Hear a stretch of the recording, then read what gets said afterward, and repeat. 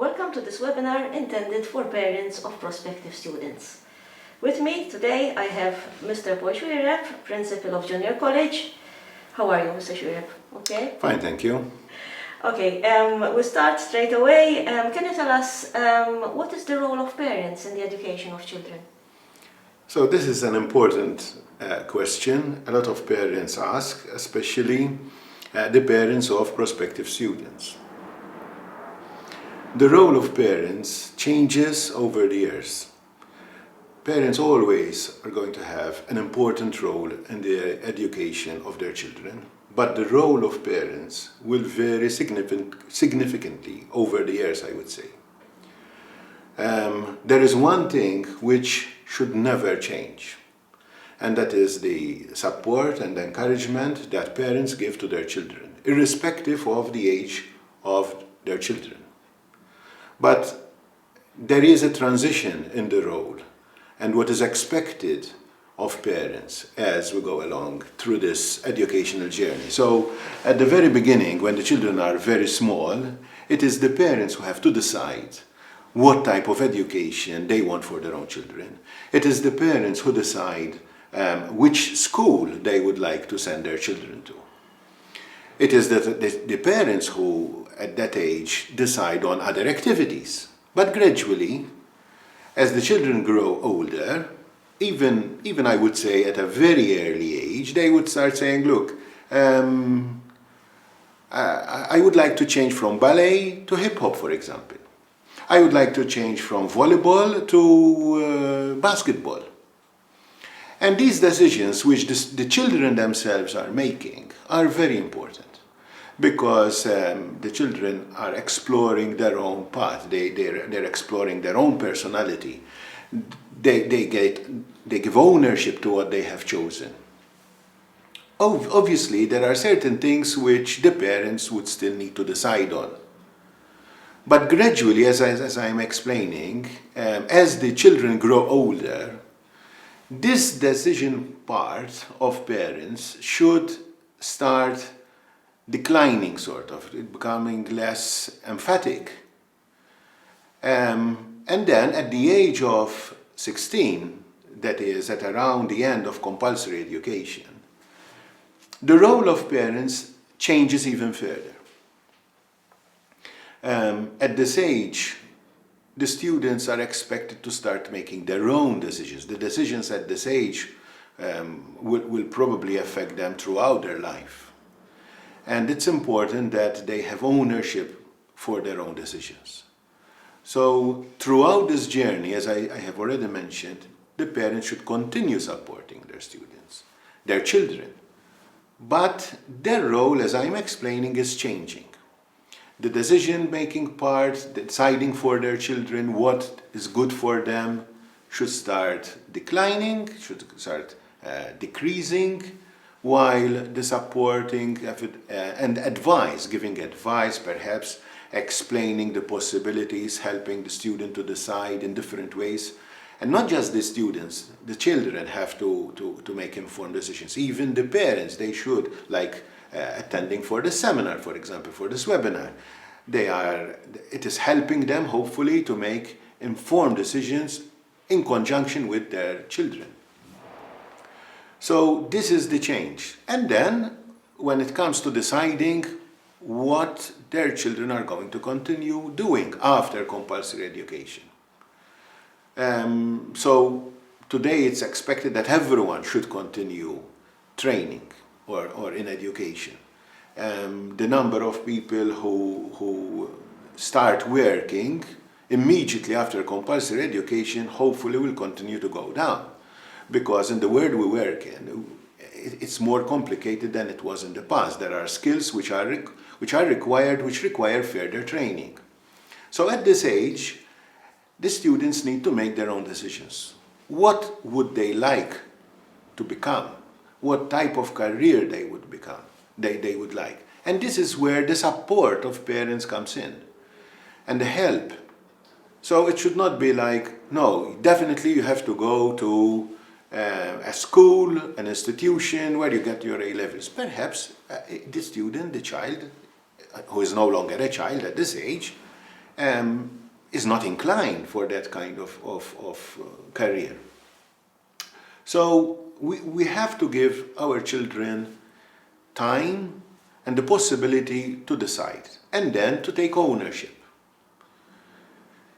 So then there is this phase when the students choose their own subjects and they enter into another phase after compulsory education, which we normally call further education. The role of parents here should be more like observing them from a distance. It's not like abandoning them completely, but on the other hand, the children should be given space where to grow as individuals, to take direction for their own life. Now, if the parents continue to take the decisions for their children, it might sound, at this age, it might sound sort of safe, but in actual fact, you will not be doing a service to your children. You need to give them space where to grow, where to explore their individuality. Okay, they might make mistakes. I'm not saying they cannot make mistakes. It's obvious that probably they will make mistakes, but they will learn from their own mistakes, and that will help them to grow. Thank you. You mentioned parents, but it's not only parents, right? The students can also be guided by the extended family. Yes, especially nowadays, in the way things have evolved. The extended family, even if it's not very, very large as it was in the past, it still has an important role. And let's say grandmothers or grandfathers have a role and help students, and they too have a role in this aspect. One of the things that I was mentioning was that once students are in this sector, they need this space. And if the parents are not aware of this, they might feel like they are sidelined. So parents should expect this to be a bit sidelined by their children. It's not because they don't want them, but it is the norm that at this age, the parents are a bit sidelined. So this is why I mentioned earlier that parents should follow their children from a distance. Now, for example, at junior college, we see parents as complementary. Parents still have a role. They are involved, but again, at a distance and depending on the needs of the student. So we meet with parents before they join junior college. Once they are accepted at junior college as well, we meet with them. And then, if on occasions when the parents need to. So one of the things, for example, they ask is, do you have Parents' Day at junior college? And I always say, no, we don't have a Parents' Day. There is no special day at junior college where parents come and talk to the teachers. But everyone knows what happens during Parents' Day. Those children which really need the support, those children which really need time for their parents to discuss their issues with their teacher don't have enough time. So rather than having a Parents' Day during which all parents come and everyone has, let's say, a couple of minutes to talk to the teachers and waiting in the queue, etc., we say, look, it's better to have, rather than a single day, every day potentially can be a Parents' Day. So if any parents have particular concerns and they want to put their mind at rest, they phone us, they contact us, we give them an appointment in the shortest possible time, and we meet them and help them in their concerns. Thank you, Mr. Shurep, for that introduction. And now we shall go for some snippets about students' experiences at junior college. Hello from the Youth Hub, thank you for joining us. With me I have two students who would like to share their experiences here at college. Both of them have been involved in different enrichment programs, and I think it's good that you hear what they have to say. So, What were you involved in?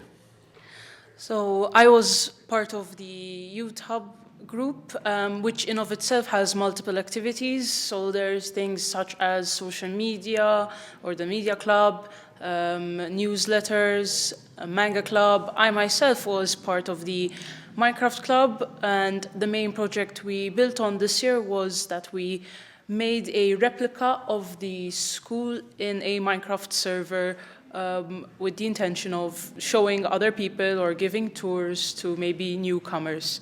However, apart from playing and building, there were other things involved, yes? Yes, of course. Well, firstly, I had actually been made leader further out in the year, and obviously that taught me a lot about leadership skills and how I had to keep a group together. There was a lot of teamwork that had to be done.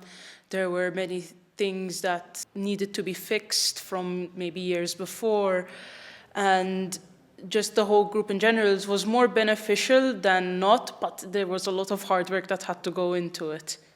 So it wasn't only fun and games. On the other side, we had Susie, who was involved in something totally different. I took part in an Erasmus Plus program exchange, which basically I stayed with this Italian girl in Rome, and I stayed with her for a whole week. And I accompanied her in her day-to-day life, so going to school, going out with friends, but mainly going to school and taking part with this program. It was a very enjoyable experience. It was very well organized and we're very well taken care of in everything. It was related to positive psychology, am I correct? Yes. It's related to positive psychology, and we learned many ways how to help us to be more positive and to help us to our day-to-day life. Okay, and when you started college, how did it feel starting in a new school? Obviously, in the beginning I was a bit scared and shy and nervous because it's like a big thing and everything. So I was a bit shy, but then very quickly I got the hang of it, and I mainly made new friends quickly. And right now I'm enjoying it very much, and it's a very enjoyable experience on my end. Thank you. On the other hand, how was yours? So for me, the first few weeks were a bit overwhelming, actually. I was starting off, for a jump from O levels to A levels was a lot. But when I went to second year, I found out that there was this mentorship program in which I decided to take part of, in which I was a mentor to a few students, and I would give them a tour around the school. I would help them with their timetable issues, or maybe how to use the junior college website, etc. And I feel it was very helpful for them per se. We've got a lot of positive feedback, and personally, I think that anyone who feels that they might be a bit overwhelmed for the first few weeks or even months of joining a school like this one, which is very big and with subjects that are a bit harder than before, is a very good program for such things like this. So you're mentioning also the services, different support services that are available for students to ease in. Yes, of course. For me personally, I wasn't even aware of certain services that were available for me in first year, such as student support or support with maybe time management, etc. But these are all available for students who feel that they need it. Thank you very much for your time and for sharing your experience. Welcome back. With me now I have Mr. Roderick Vassallo, Vice Principal of Junior College, and Mr. Josue Pianciamore, Student Advisor, or shall we say, it's the same role as the career guidance in secondary schools, right? Welcome, kif intom? Thank you. Thanks for this. Okay, we'll start with you, Josue. One of your roles is to visit schools, secondary schools, and meet the students who are in their final year of studies, year 11. What do you tell them exactly? So basically I visit all year 11 students who are in their final year of studies, and I do give them a bit of insight what junior college is, what the experience at JC is, and also give them some tips how to best prepare for these coming months.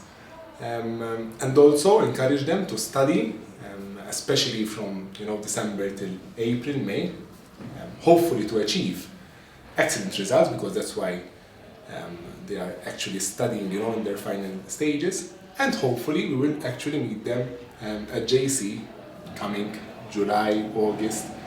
I also tell them that this is a particular time of the year, because students may have the idea of choosing a particular career path, but then eventually they may change that.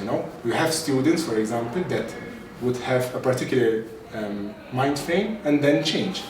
So what I actually conclude as a message is to come, meet us during the summer holidays, and hopefully make the best decision, even when it comes to the combination of subjects before they start JC.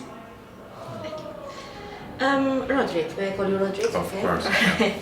To continue with what Josue pointed out, eventually those students who wish to experience a taste of university life attend JC. What can they experience at JC? So, they can experience a whole and wide spectrum of possibilities. They experience, maybe for the first time, they have a taste of what the academic experience is. So they will have a taste of not just lessons that then we call lectures, but they would experience also what a tutorial is. So a smaller context where students would typically answer questions given a week before or sometimes 2 weeks before, and they can discuss their work together with the tutor, but in a smaller context, so they are safer and maybe they can explore different possibilities and types of answers, how to build maybe even the actual answer together. They can experience seminars where maybe they have a particular theme or topic and they are discussing again in a smaller context, whilst reading excerpts from books or maybe presenting something themselves. And also a very significant taste of practical work. Up to SEC there is a lot of practical work, but many times it is guided. Here, and there is guidance, but there are also sessions intended only for sole and individual use. So they learn how to properly develop their skills. So academically, we are preparing all the students to face many different challenges at university. That's one side. But then we have a whole rich program, the enrichment program, which was developed over 25 years now, actually more than 25 years, to satisfy the needs and the formation which goes beyond the curriculum and the syllabi of the matriculation certificate. So the program has a huge variety of units, ranging from science and technology, culture and the arts, languages as well, but also creative units. And all these are intended to complement the formal academic program. Students enroll voluntarily to these units, and they can spend most of the year acquiring new skills, learning how to do certain things which they may have never envisaged doing, but also learning how to develop and form personally with others in the context of a social environment. It's fun, a lot of fun. They can design their own program of activities as well. Enough, I don't know, maybe in the first few months they do a particular unit, which is started and done over a few weeks, and then they can move on to a completely different program. They can become environmental activists, or learn how to write their journalistic piece, or learn how to use cameras and be involved in photography or videography. Whatever tickles their fancy, they can actually try it out. And with this, we believe in this so much that students are given the opportunity to earn marks, which help them to be promoted to second year as well. So students at junior college are promoted to second year not only because they study and succeed in their individual subjects, but also because they can earn special points through fun activities and other learning activities. That's just one. That's the second part. I think the third, and maybe for this age group the most significant part, is the actual ambience. It's really the college campus, which is very green. We have a beautiful setting, garden setting around us, but also there are many other nice spaces also inside the youth hub. I think there was already some time to develop that. And students can meet each other in a safe environment, and they can become friends, hopefully friends for life as well. And that is ultimately a very precious experience. In fact, most ex-students say that they met their friends and even their spouses sometimes at junior college. So yes, it's true. Last year, in celebration for the 25th, we ran some nice features of it on our social media about people who actually met here at junior college more than 25 years ago, or possibly in the last 25 years, and they are married now together, and they were sharing their experiences, their pictures. It was quite fun and satisfying at the same time. Just well, it's a very junior college is a nice experience. However, to come into junior college, you have to study. They must do well in their studies. So what is your recommendation to parents out there following us tonight in guiding their children? I believe that there will be challenges, right, going on at home. Sometimes I have students that are in Form 5, year 11, and they would tell me, because I feel pressured, I feel, I'm not doing enough for my parents as well. My message is that if the student is going to sit for 8, 9, 10 SEC exams, obviously the ultimate goal is to actually achieve them all, grade 5 or better.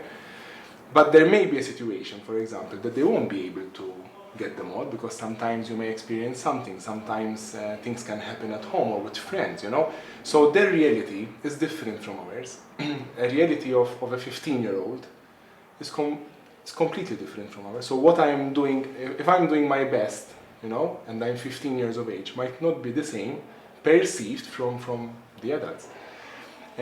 So I believe that the role of the parents is to support them, to guide them, to believe in them, and to praise them when they need to be praised, and also rather than criticize, but to help them, get them on the right track when necessary.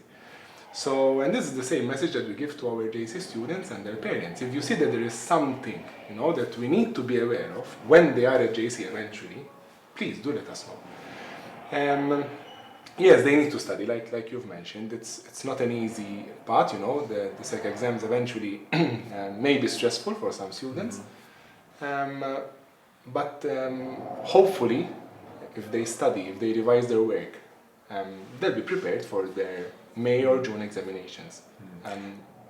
Maybe it would be also a good idea that parents help and encourage their children to focus maybe more on their strengths, and not focus on obtaining as many SEC passes as possible. Maybe ultimately the amount of SEC passes one requires in life are not as important as they used to be in the past. They are important here to advance to this institution. So at least they get at least 6, and better even still, out of those 6 they already have the 3 important core subjects: maths, multi, and English language. But if their child is not strong in Italian and they have Italian, maybe it's better if they can direct the attention to other strengths rather than increase the level of stress, which then can impinge negatively on other important or the strong subjects. I think we need to guide them like that as well, I think. In fact, this ties with the next question I was going to ask you, Roderick. Sometimes students pressure themselves and maybe also are pressured by their parents. Is it normal to have such stressful situations at home? I think it is pretty normal, but we can avoid an excess, which depends maybe on misconceptions. Yes. One of them is the rat race to get as many O levels as possible. And we know that in reality these count absolutely almost next to nothing these days. What is important, or might be more important, is a tertiary education, a proper tertiary education, which gives the ability to the student, to the learner in question, to tackle many different situations in a professional way.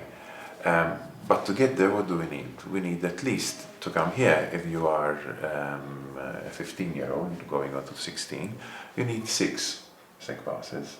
So focus on these. Let's say focus on 7, 8, just in case one of them is not of the right standard.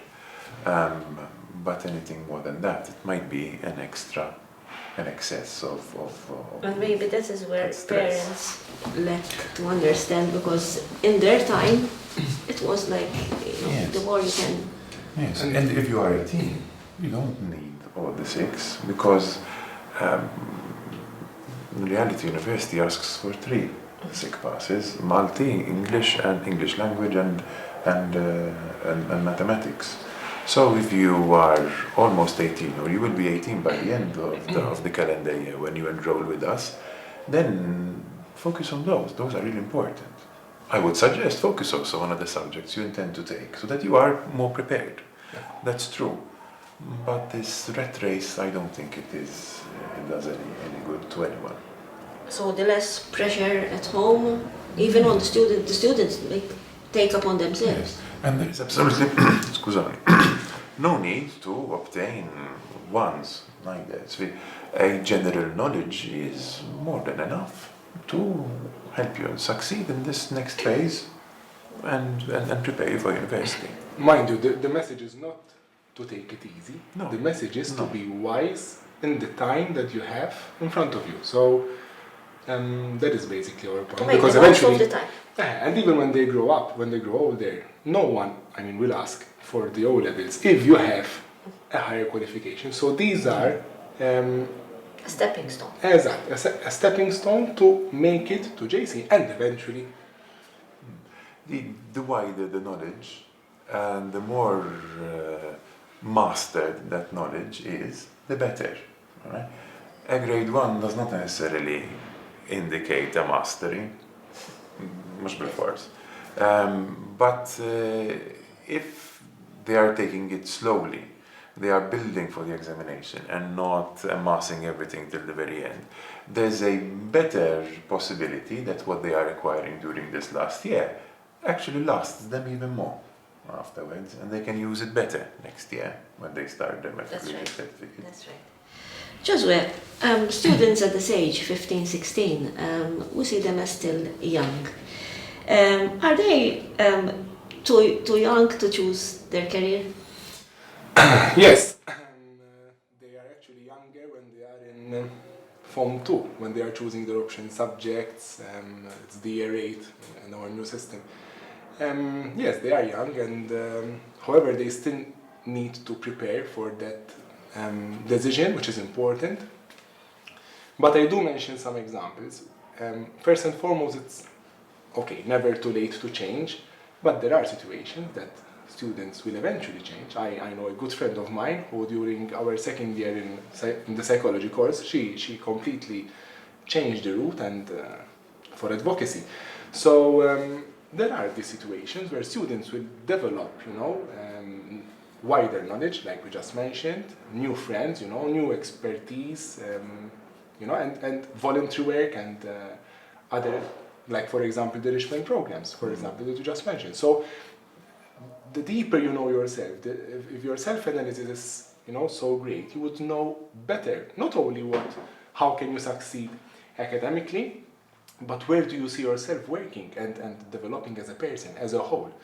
Yes, they are very young, to answer your question, but there are quite a couple of students, a number of students that would know exactly where they want to go, but we have another cohort that would still, not be 100% sure where they're going. And that's why we encourage them that once they are done with their levels, they contact us straight away via an email, advisory.jc@um.edu.nt, so we can set an appointment and discuss further. It's not the end of the world, however. If someone feels that they have made either, or they are doubting their own choices of subjects, this is not the end of the world. I encourage everyone who enrolls at junior college so that in the first 2 months, by mid-November, they would have tested themselves well with respect to their subject choices to see if they are really comfortable with the choice or not. If they are comfortable with the choice, they would have no bad or ill feelings inside. But if they have something flagging or flashing red, they should trust their instinct and approach immediately you as the advisor and see what can be done, maybe to at the very beginning before maybe things get out of hand. So even though ideally they choose the right subjects, however, if they do not, it's not, as you said, No, the end of the world. Okay, to conclude, Roderick, there is obviously a gap between the SEC and the matriculation certificate. Now, how can students prepare for such a change, and can JC support and admin staff help these students out in summer and during the year as well? There's a gap, yes. As I said before, when the students are not convinced about their choices, we should activate certain processes immediately so that we can see to the proper change. But most importantly, I believe that an informed decision throughout summer already helps a lot. So once you finish your exams, you don't even need your results slip, I would say. Contact immediately advisory.jc so that you can set an appointment so you start exploring your strengths, your weaknesses, and you know exactly where you want to be in the next 10 years of your life. That would be the best way. Otherwise, we have a lot of support here. We have counselors, we have advisory, youth worker. There are many people they can rely on for a good listening ear, but also advice. Okay, thank you, Joshua and Roderick. I'm sure the parents have found this helpful, and maybe they put their mind at rest as well, because we know that at this time it's a period where parents are really preoccupied, and even the students themselves, but particularly parents who, of course, have their future, the future of their children at heart. Thank you very much. All right. Thank you. Thank you for joining us, and we hope that the message came through, the message that at JC we really care.